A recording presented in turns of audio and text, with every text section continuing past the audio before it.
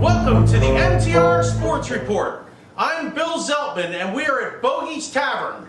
I'm here with Richard Price from thecowboyscorner.com and Ron Sulpizzi from MySteelCurtain.com.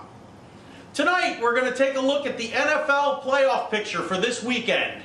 We're going to start with the Steelers and the Ravens.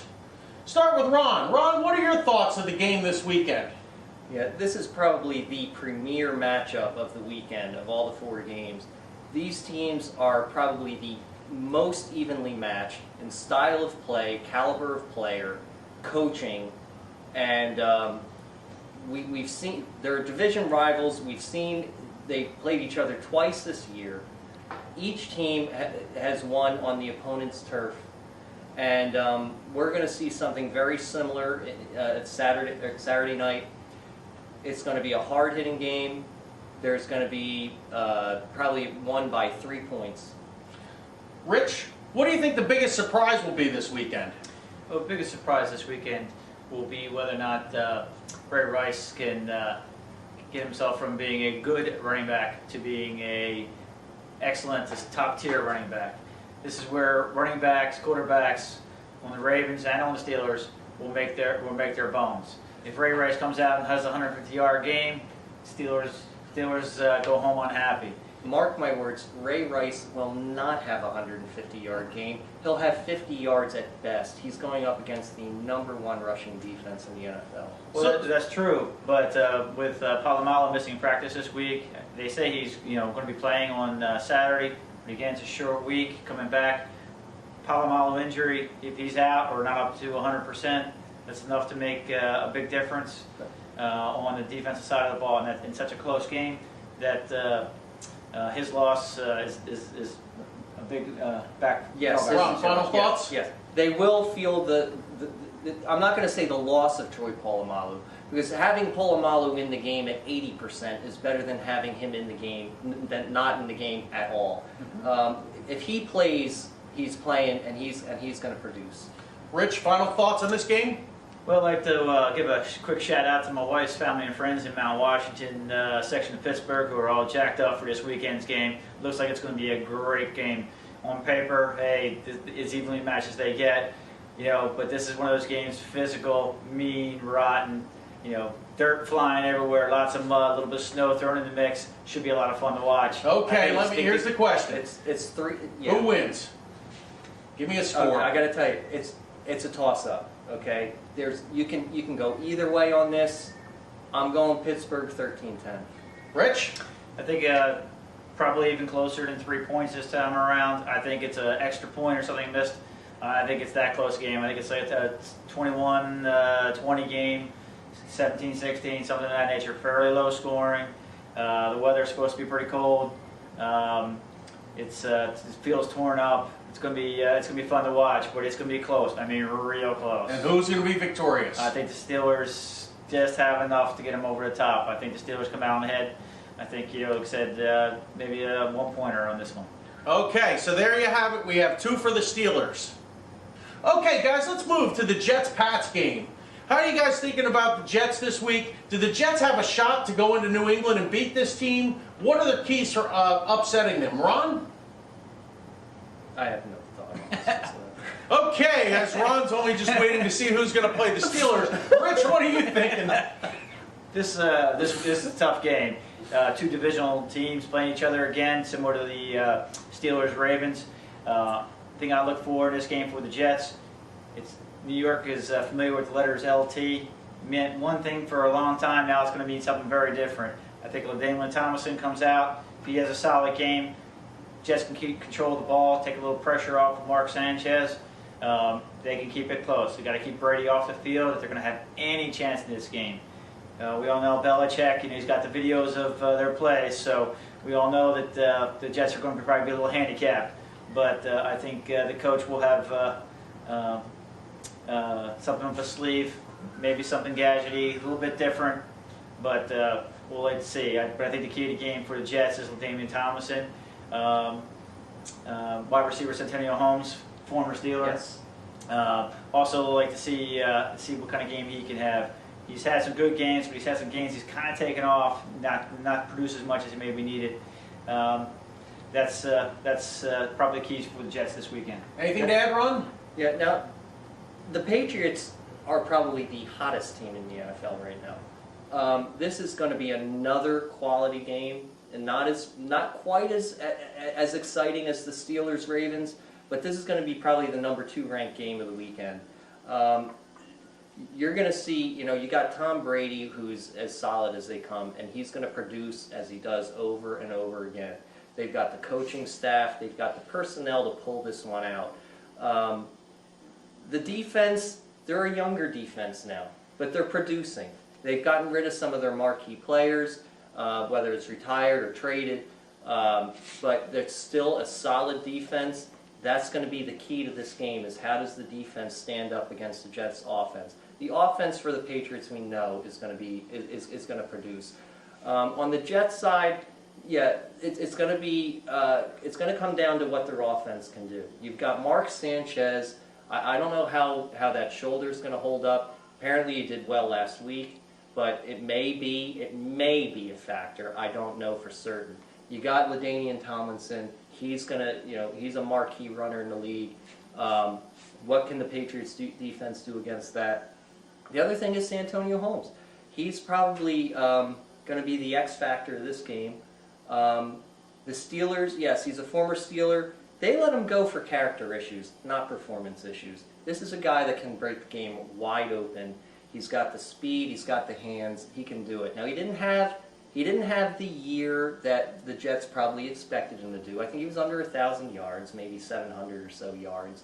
But there's no question about the abilities that Santonio Holmes has and his ability to be a deep threat. And I think that's going to be an X factor in this game. Okay, so feet out of your mouth. I had to throw that one in there. Who wins, Jets or Pats? Rich? Foot massages aside, I think Brady's going to be a little bit too much for him. Brady's going to put up between 30 and 35 points. It's going to be tough for the Jets to stay with that up there in the cold. And I don't see Sanchez and be able to match them touchdown for touchdown. I think Pats by probably a touchdown, maybe 5-6 points. Ron? Yeah, I have to agree with you, Rich.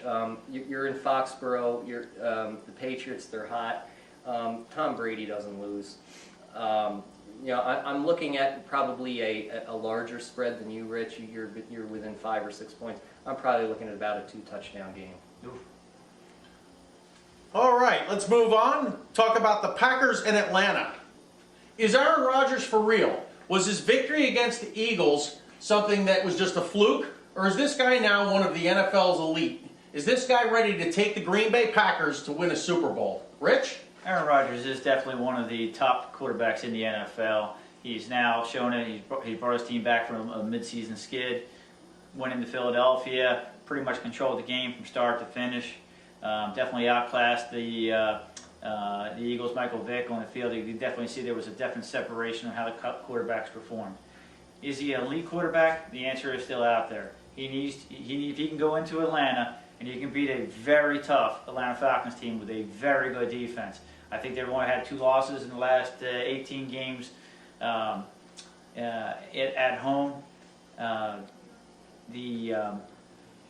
If he can go in there and control the game, keep the Falcons offense off the field, put up points, I think you start to talk to him about him being one of those more elite quarterbacks. And yes, he can get his team to the Super Bowl this season. Ron? Yeah, I have to agree with you, Rich. I mean, you're talking about Aaron Rodgers. He's a first-round draft pick. The guy's got the skills. He showcased them last week. He's going into a tough environment in Atlanta. Now, he's also going against Matt Ryan. He's in the second year. This is a new experience for Ryan. Now, not to take anything away from him, he's obviously a leader and a good quarterback as he's led his team to 14 wins this season. But I think when you're comparing the 2 quarterbacks, I think you have to give the edge to Aaron Rodgers. Okay, end of the game. Who wins? Rich? Well, I like the Packers, but I don't know, Atlanta's tough at home. People just keep on not talking about Atlanta, and I think that's the kind of team that that motivates the team. They're at home, they're rested, they had the bye week, they got a chance to rest any of their injuries. They are at home. They are very tough at home. Now they're going up against a solid Packers team. Can they go touchdown for touchdown with the Packers? I think yes. I think they can. I think this one comes down to a late field goal, something very tight at the end, last 2-minute drive. But the question is who has the ball in the last 2 minutes? Depending on the quarterback, whoever's got it, that they're going to be winning that game. So look for a close one. Ron? Well, you make some good points, but you know what? I think we're going to take the upset on this one. I think the Packers pull this one out. It's not going to be easy. I think it's probably going to be within 3 to 7 points, but I think it'll come down to the end of the game. But I think the Packers pull it out. All right. Moving on, last game, Seattle and Chicago. Wait a second. How in the world are we talking about Chicago in the second round of the playoffs, or in Seattle? How in the world is Seattle? And Chicago. How in the world are either of these two teams here? Let's start with Seattle. Rich? Okay, well, Seattle, obviously the Cinderella team of the 2010-2011 playoffs. When they beat the Saints last week, obviously they were playing with nothing to lose. At home, they were tough.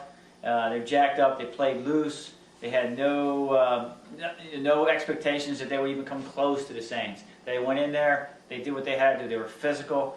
They beat the Saints at their own game, basically outscoring them.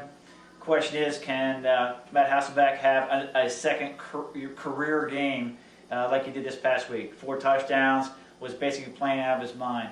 If he can go into the much colder, more difficult confines of Soldier Field and go against a much better defense and have the same kind of results, yeah, he's got a shot. But it's going to be a whole lot tougher this week. I think Cinderella is hearing the clock tick. What are your thoughts on Hasselbeck, Ron? Well, before I get to him, the Seahawks are probably the poster child at this point for any given Sunday. You're talking about a team with a losing record, a 7-9 record that made the playoffs and got a home game in the first round of the wild card weekend. And knocked out the defending Super Bowl champions. Absolutely. Now that's unheard of, but that just goes to show you any given Sunday. Unfortunately, not this Sunday. Well, I would have to agree with you. No, I don't see it for this Sunday. I would have to agree with you. But they have the right mindset. They know it's win or go home. They know that. They prepared for that last week. I think what we saw last week, even though it was a home game, I think it was a home game or an away game, I think the outcome would have been the same. Because they were mentally prepared for what was at stake. They knew that people thought they were a joke and didn't deserve to be there. They prepared properly. They were mentally and physically prepared for that game.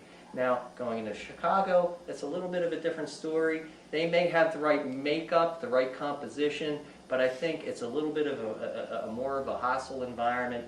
And Hasselbeck, he is a veteran QB. He had the game of his life last week. If he can play the same this week as he did last week, you could theoretically see an upset here. But I think they run their course. I think Chicago pulls this one out. Okay, so your final answer, it's going to be Chicago. Rich? I'm not a big fan of Chicago. I think they're a little bit of a fraud. I think they somehow skated through the season. I know their defense wins Super Bowls. That'll keep them in the game. I still have to give them the edge though in this time around. I think the Chicago wins by field goal, maybe a little less at home. This has been the MTR Sports Report. I'm Bill Zeltman. Thanks to our guests, Richard Price from thecowboyscorner.com and Ron Solpizzi from mysteelcurtain.com. We'll see you next time.